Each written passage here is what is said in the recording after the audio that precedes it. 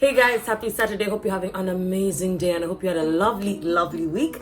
Welcome to Unscripted with Amal. If it's your first time joining, welcome. My name is Amal Cash and this is Unscripted with Amal, a platform where we talk about everything that is affecting the everyday person. If you're coming from all the other episodes, thank you so much. Now, before we go any further, guys, please like, subscribe, comment, share, turn on notifications so that you can know whenever I post up something new. Please. Thank you. Today's episode is honestly something I've always wanted to do because it's one of the most frequently asked questions whenever I tell someone I'm from Lagos, Nigeria. It's one of the most frequently asked questions by women and by men. So I finally sat down to compile all the information to answer the very big question that I'm always asked. So today we're going to be talking about types of guys that you're bound to meet when you come to Nigeria. Okay? Oop. Guys, let's not even waste any time. Let's get right into it. Number one, the Yoruba demon. Now, first things first, guys, so all of you guys that are not in Nigeria, Yoruba demon is not an offensive word. I'm not abusing anybody. It's just a term that's used to describe a certain set of guys that are usually Yoruba. Now, not all Yoruba guys are Yoruba. Just in case you happen to meet someone called Femi, Wale, Olamide, I can't even name all the names. Basically, just run. Now, the Yoruba demons are the good-looking men, sweet style, like they know how to dress up. They look usually the life of the party. They're usually like a party cannot happen without them. Do you understand? So they're very fun to hang around with. They will tell you everything you want to hear. In the beginning, it's like they read you, yeah? It's like they read you and they rate you and they know what you want to hear. They know what this type of person wants to hear. If you're the type of relationship person, they'll come to you with relationship talk. If you're the one who likes one night stuff, they'll come with one night stuff. Like they know what to tell you and their tongues are as smooth as their faces. So those ones, they will come into your life. To be honest, I'm not even lying. I'm lying. Find me at my house and they'll come into your life.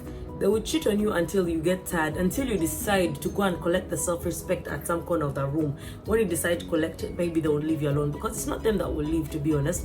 They're catching crews. You're probably a hot chick. You know why they're going to leave you if they can have you and all the other people? Or they'll just ghost you. There are those that just know how to ghost you. You go out, you have fun. Now, sometimes that's on both sides. Sometimes they ghost you because you guys didn't vibe, but most times you guys will go, you have a nice vibe for 1 month or whatever you guys do, and they will ghost you. But now here's the funny part about it. They ghost you, and then maybe a month later, you know, you're over this, you post a hot picture on Instagram or on Twitter or on Facebook. You go and post like a bomb picture. That's when they'll come to your DM. You forgot me? Wow. So, or like in my case, I'll be like, you're enjoying Lagos, yeah? You no longer care about me.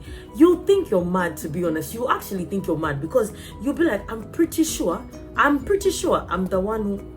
Is it not me that texted? I even replied my own message. Went ahead to reply my own message that I had replied to. And you want to say that it's you, I'm the one ghosting you. Like, and they're also the ones that do it very badly are also very manipulative. Like, they'll manipulate your mind because of how good they look and how they're not, the people that I've heard about and I've met are not loud. They talk to you slowly, you know, they can convince you to jump off a cliff. But anyway, those are the Yoruba guys. They like to party, first of all. So I like to call them also the party guys. They like to party. They will spend money on you. But if you're looking for something serious, if you want to have fun and just want to catch cruise, maybe you're coming to Lagos, Nigeria for like a bit, Yoruba demons are the ones for you because you will catch cruise, you will go out. Do you like movies? Do you like the club? Yeah. Now, places actually to meet Yoruba demons. I don't think I should list the clubs, but like, clubs, first of all, you meet them at clubs. You meet them at weddings. I used to think weddings is where you go to meet sensible people, but perhaps that is where you will meet them. So clubs, weddings, anything to do with social gathering usually, and they are always dressed in their native wear, looking good. Let's move on to number 2, please. Let me know. Oh my god, guys, number 2 has to come with story time. It definitely has to come with story time. Now, I didn't know these guys existed as a category of guys that you'd meet in Nigeria, but apparently they exist, and this definitely has to come with its own story. Now, when I had just moved in 2018, I had just come here, you know, I was just, you know, enjoying myself. I just started working. Now, I had just moved to Nigeria. I was like 4 or 5 months in, I think. I had just gotten over the whole married guy incident. If you haven't seen that YouTube YouTube episode is right here. I just gotten over that incident and I was ready to date again. And then I met this lovely gentleman, good looking. Like, guys here look good. It's the truth, they do. I can't lie, they do. I just met this guy, good looking, responsible. Well, he wasn't telling me to go home at 9, but like, he was responsible, he was a good person.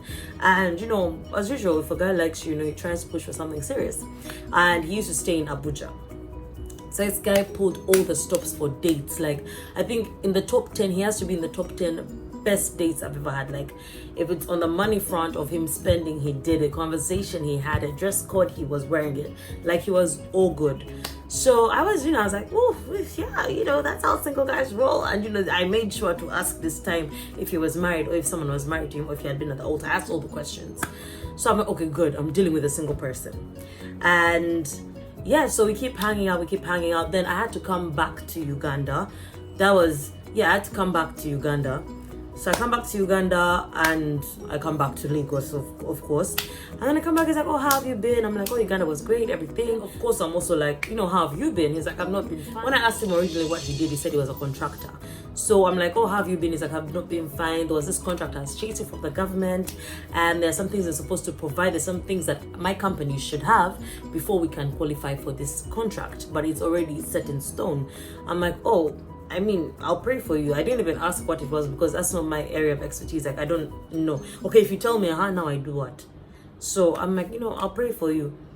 Then he hangs up. So I'm like, okay, network. So a few days later, he calls.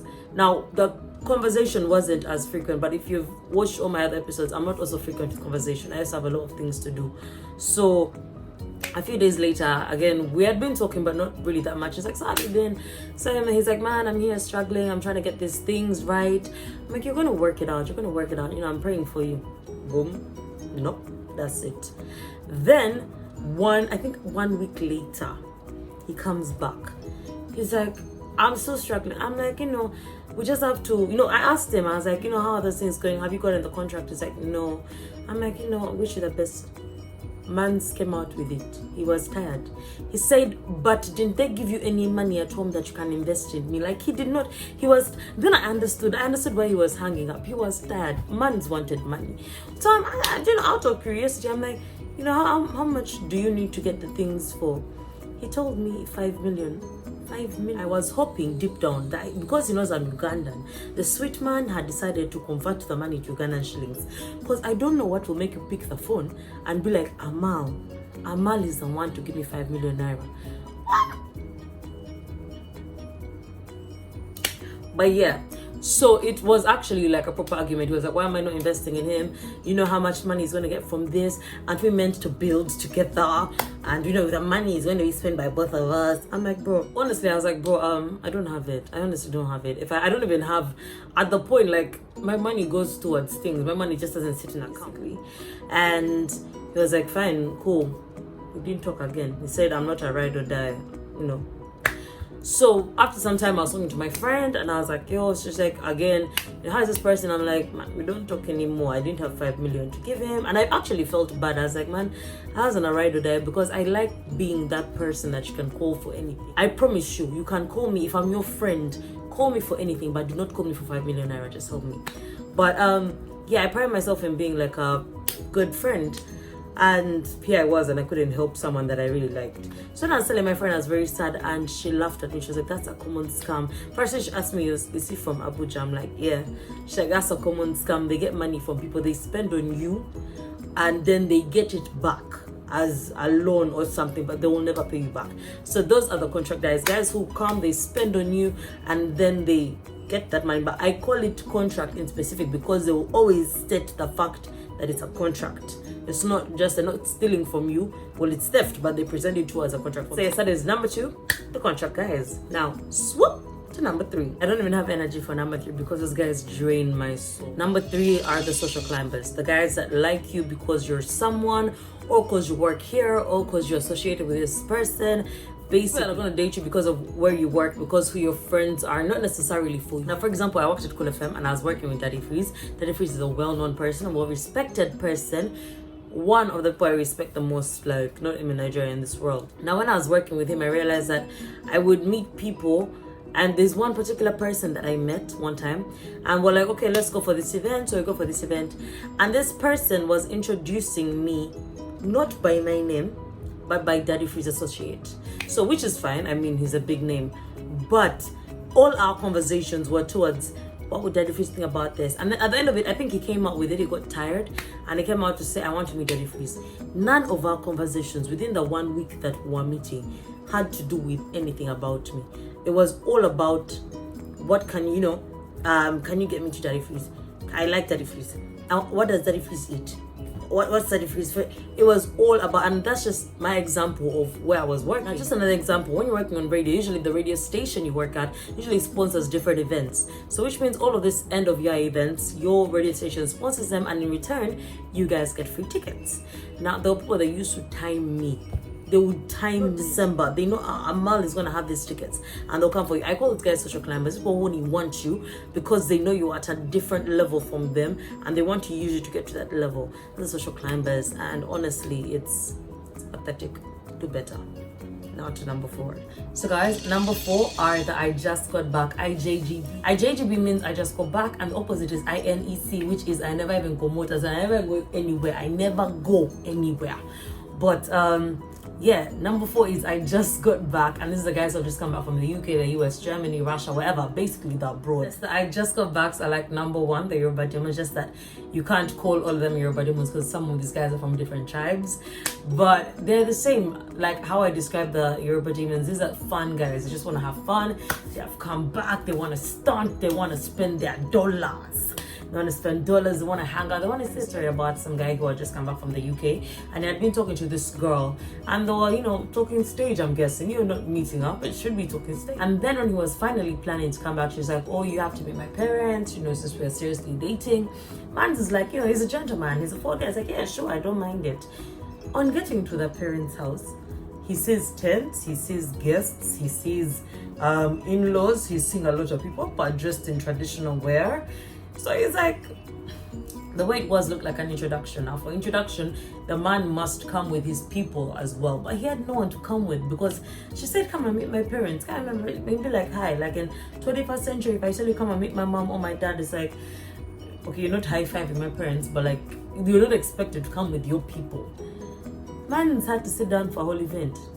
He had to. So my thinking is, I just got back, guys, need to meet the girls that also like the Yoruba demon guys. Guys just want to have fun. If you want to have something special with them, I don't think any of them come here looking for special people. But the thing is, they tend to appeal to people that are looking for special people. And I just come back, they don't lie. That's the difference between them and Yoruba demons. They don't lie. They'll tell you, I'm here to have fun.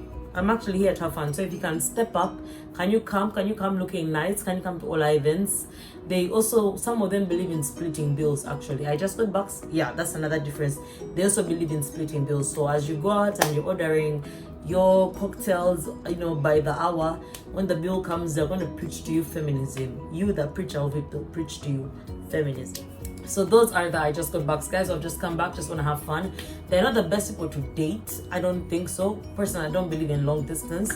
But I mean, some people get married through Facebook and when they're doing long distance. But so if you're looking for fun, I just got back and the Yoruba demons are your people. Something serious?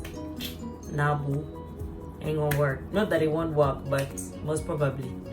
Just enjoy the dollar. Well, like I always say, not all rules apply to everyone. So maybe you may meet your boo that is a Yoruba demon. Because I mean, people get married every Saturday. Or you might meet your boo that is I just got back. Because, people are flying to America every day. So I guess something's working. Now, last but definitely not least, these guys have so many names. But I choose to call them this. I choose to call them I Wish I Met You Before My Wife gang. I chose to call them that because those guys will sing that song from morning to evening. They'll tell you how they wish they met you before their wives. Now, honestly, if for those who have not understood yet, I wish I met you before my wives are married guys. Now, there are some married guys that don't care if you know that they're married. They'll be like, yeah, I'm married, and so do you want me or not? I have money. Then there are those that will convince you and try to entice you with love and make you fall in love with them.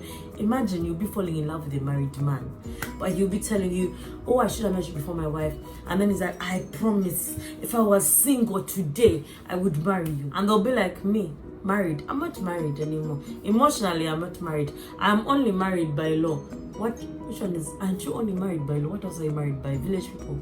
You only married by law. But basically, these guys will just promise you how they're in love with you and they're only with their wives because they're unhappy and you know how they want some happiness in their life. Now, I say this in my previous episode, if you're going to go ahead and date a married person, there are two things that will happen. Either they'll string you along and you think you're the one and he's going to leave his wife and he'll never, and you just be the side chick for life. Or sometimes he actually leaves his wife because sometimes they're not happy. But here's the thing, when he does, as a woman, you forever look over your shoulder waiting for who is going to replace you. Because we're always brought up to believe that it takes a lot for a man to enter a marriage. That's why it's a man that proposes, because it's him that makes the decision to marry someone. So we're always taught that it takes a lot for a man to enter a marriage, and it definitely will take him a lot more for him to get out completely. First of all, nigga is going to lose his house, he's going to lose a lot of things. So it takes him a lot more for him to leave a marriage.